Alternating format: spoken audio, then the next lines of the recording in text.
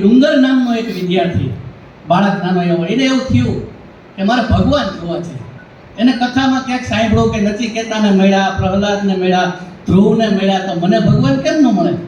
એનું થયું મારે ભગવાનને જોવા છે. એટલી બધી ધૂન એને લાગી ગઈ કે મારે ભગવાન જોવા.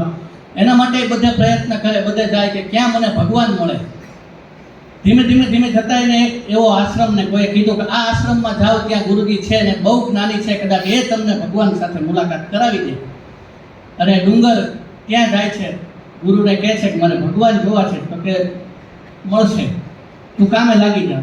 એ સવારે ઉઠે, આશ્રમનું વાસીદું કરે, ગાયોની દેખરેખ રાખે, ગુરુની જે કંઈ કરે એ બધી સેવા કરે. 5, 7, 10 વર્ષ વીતી ગયા. ગુરુને કહેવાય ભગવાન મને ક્યારે મળશે?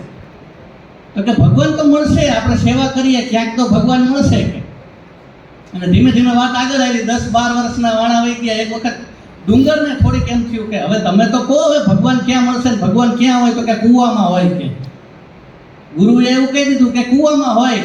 અને ડુંગરે દોટ મૂકી અને કૂવામાં મૂક્યું પડતું, અને કૂવામાં નીચે ભગવાન આવીને ભગવાને ગુરુને ડુંગરને બચાવી દીધો. અને ભગવાન ડુંગરને લઈને બહાર આવ્યા અને ભગવાને એવું કીધું કે ડુંગર હું ભગવાન છું.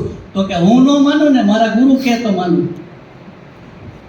એટલે ડુંગરે કીધું, ગુરુએ કીધું કે આ ડુંગર આ ભગવાન છે, તારા હિસાબે આજ ગુરુને પણ ભગવાન દેખાણા સાહેબ.